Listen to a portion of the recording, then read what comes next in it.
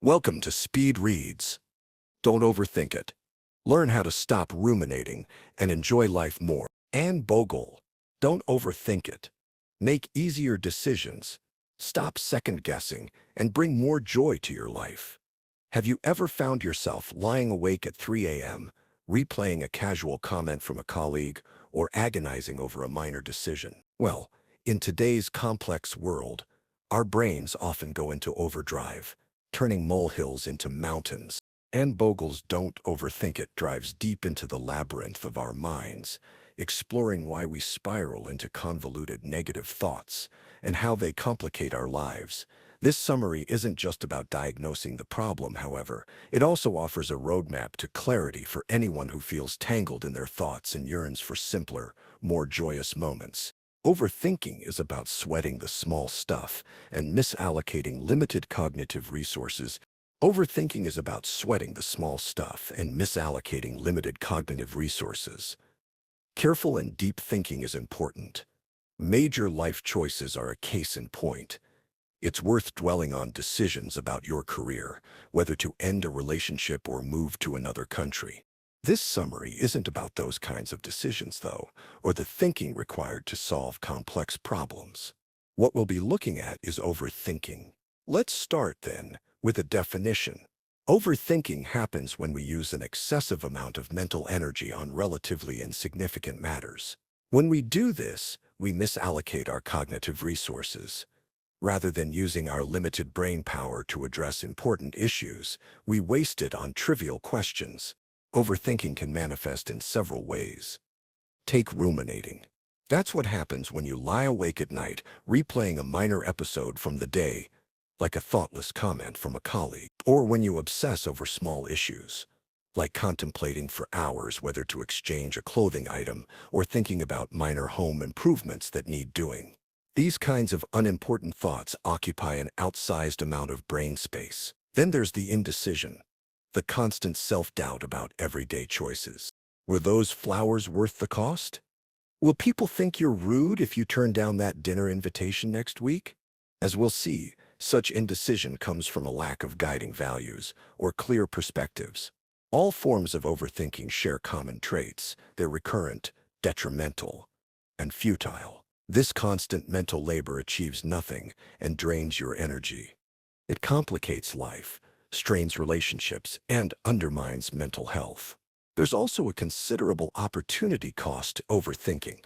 Mental energy is finite. Every moment you spend overthinking detracts from time you could have spent on something constructive. How you spend your days defines your life. Spending those days overthinking is a wasted opportunity to live a better, more fulfilling life. Of course, no one chooses this way of being.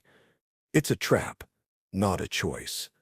We all desire more for ourselves, aiming for contentment rather than uncertainty.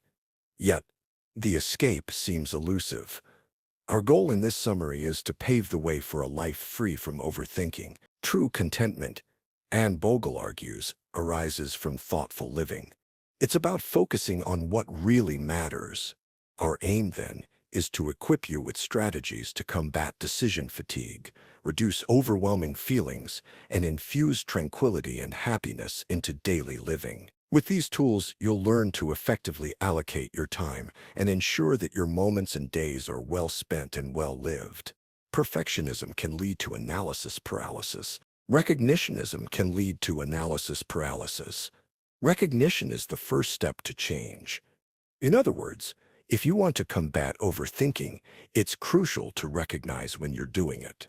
That means observing patterns and being mindful of your actions. One of the telltale signs of overthinking to look out for is analysis paralysis. So what is that exactly? Well, it's when you're stuck in a cycle of constant thought that never reaches a conclusion. The core issue here isn't the decision you need to make, but your mental approach towards it. The result? Indecision, stalling, and a constant revisiting of the same information. This drains your mental energy, amplifies stress, and hampers your ability to make sound decisions in the future. After all, if you don't trust yourself to get the small stuff right, How can you trust yourself to manage the big stuff? Breaking out of the analysis paralysis trap starts with a reality check. Let's break that down. One of the most common causes of overthinking is the idea that there's a single right answer to problems. This is a form of perfectionism, which is an unrealistic idealization of the world. Most solutions are a myth. Most problems have not one, but multiple good solutions. If you believe there's a single correct solution, you're going to spend a lot of time gathering more and more data. If there are many ways of solving a problem, by contrast, you're going to be more interested in moving forward and seeing if solutions actually work. To put it differently, you'll see those potential solutions as hypotheses that need to be tested. There are lots of ways of propelling yourself towards taking action. You can set yourself a deadline, for example, or create a list, seek a friend's perspective, or even delegate the choice to someone else. The key is to give yourself permission to falter. When you allow yourself to experience failures, you loosen the stranglehold of absolute perfection over your decision-making. First of all, you begin to see that failures aren't endpoints. They're rich learning experiences. Mistakes offer more valuable insights than a smooth sailing journey. If you're constantly on guard, preventing errors at all costs, you rob yourself of potential lessons. Yet, for many, the word failure can be a daunting one. But think back to what we just said about solutions being hypotheses. Instead of viewing solutions that don't work as defeats, envision them as data in the experiment that is your life. There are no heavy expectations in experiments. An experiment focuses on results, not victories.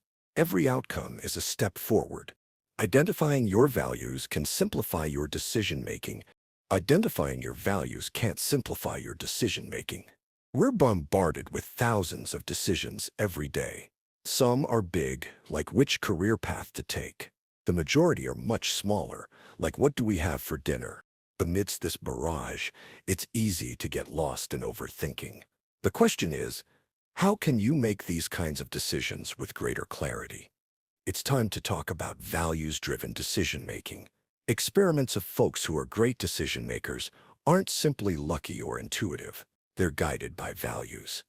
They make choices based on who they are and what matters to them. The lesson here is this. Recognizing and naming your values can act as a beacon in a sea of daily decisions. Consider the example of choosing a school for your child, or more prosaically, which grocery store you'll be using for your weekly shop. If you deeply value community and neighborhood ties, the answer is obvious. Choose the school or the store that's closest to where you live, and reduce the amount of time you spend in your car. That means more chances to interact with neighbors and less commuting. This is how values can demystify decision-making. Values don't just guide choices, they also shape thoughts and interests.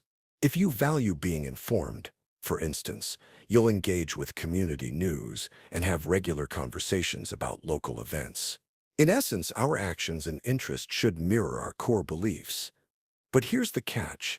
Sometimes there's a mismatch between what we say we value and what we actually do.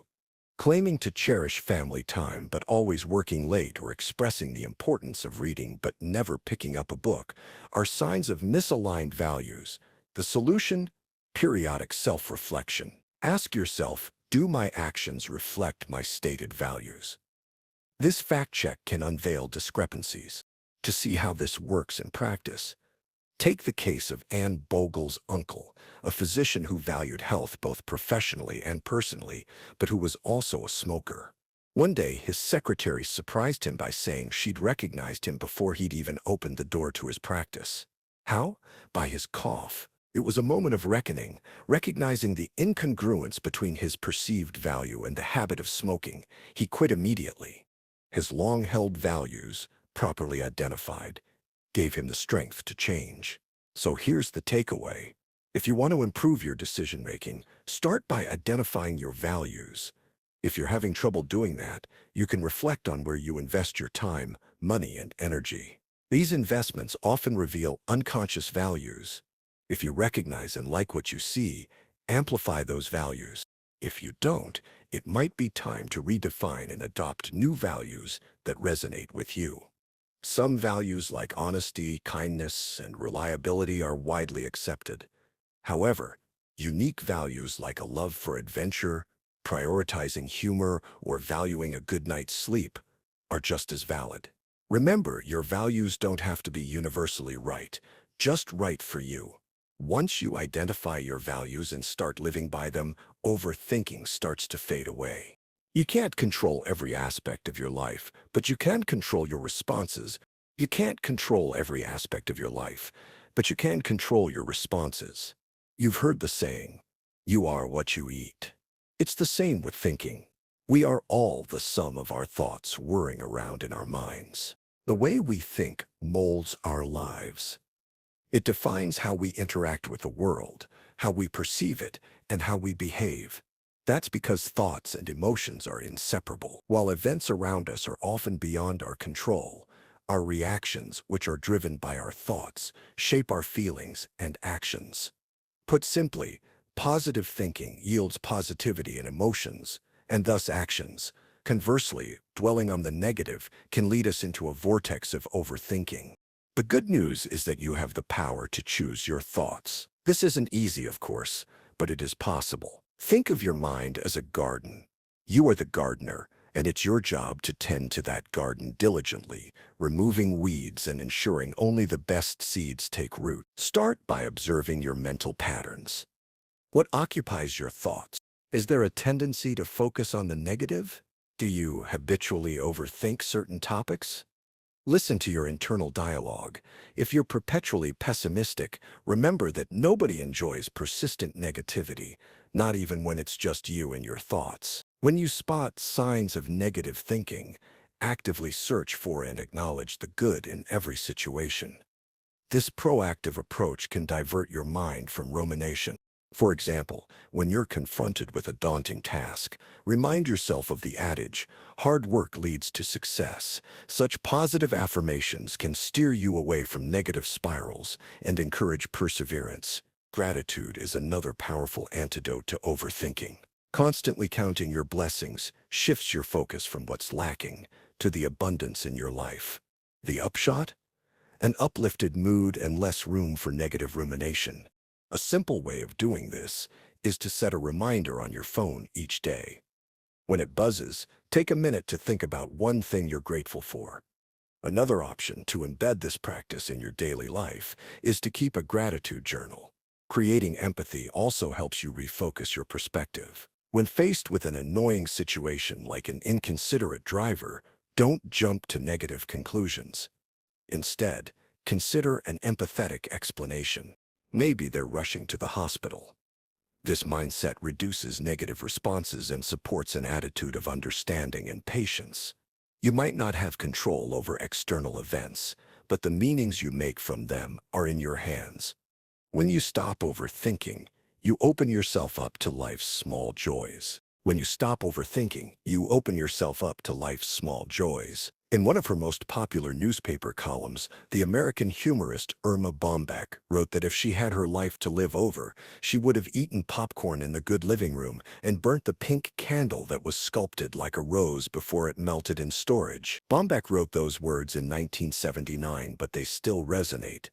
There's an abundance of small and profoundly good things in our lives, and just as many moments in which we pass up the opportunity to savor them because we're overthinking things. The point here is that joyful life doesn't require grand gestures and extravagant luxuries. Often it's small, inexpensive pleasures like Bombeck's pink rose candle that fill us with happiness. Reducing overthinking isn't just about eradicating negative thought patterns and bad habits. It's also about embracing joy. Anne Bogel, for example, spent many years denying herself a simple pleasure, keeping a bouquet of flowers on the countertop in her kitchen. Those bouquets weren't expensive. A bunch of her favorite tulips cost less than $5, but she overthought it. Did she need the flowers? No, not really. So she left the tulips in the store and passed up on one of the things that makes her happy. While these little treats can seem inconsequential or even frivolous, their absence can lead to a mentality of scarcity rather than abundance. Such pleasures shouldn't be viewed as extravagances, but as affirmations of the beauty in everyday life. In other words, treat yourself. What qualifies as a treat? It's that little extra, a delightful deviation from the ordinary. It doesn't need to be pricey either. All that matters is that it resonates with you. Some people cherish lavender baths in the evening. For others, it's a magazine subscription or going to the cinema with a friend. Treats are individual. Creating habits around these treats can be liberating and automate our joy, negating the compulsion to overthink and self-debate about such pleasures. Instead of weighing up the pros and cons of buying those flowers at the store, imagine having a preset philosophy that encourages you to enjoy without guilt. Making these ready-made decisions allows you to seize the moment, be it in the rich taste of dark chocolate after dinner or a restorative Saturday morning hike. Nowadays, Bogle adds a bouquet of fresh flowers to her cart every time she's at the store. That eliminates the mental fatigue of decision-making and ensures that every shopping trip ends with a touch of joy. So what constitutes simple abundance for you? Reflect on the moments you might be denying yourself out of misplaced guilt. It's essential to challenge that inner voice which whispers, "You don't deserve this." Instead, reframe your perspective. Remember that abundance isn't always tied to a price tag. It might be an undisturbed hour with a gripping novel, a peaceful tea break on your porch, or a moment of stillness admiring nature's beauty. There are so many opportunities for joy. The real gift lies in allowing yourself to relish these pockets of happiness without overthinking or waiting for a grand occasion. After all, in the grand tapestry of life, these simple pleasures often weave the most vibrant patterns. Final summary. So that was our summary to Don't Overthink It by Anne Bogel. The main takeaway is this. Overthinking wastes cognitive resources, puts unnecessary strain on us, and complicates life. It often results from unclear values leading to indecision. Overcoming this means recognizing when we're overthinking and understanding that multiple solutions exist for every problem. To make better decisions, act according to your core values and embrace potential failure since you can always learn from it. Breaking the cycle of overthinking involves using positive affirmations and practicing gratitude and empathy. True contentment comes from enjoying life's simple pleasures rather than denying them as a result of analysis paralysis. Adopting habits that cherish these pleasures combats mental fatigue and promotes a life of simple abundance. Thanks so much for listening. See you in the next speed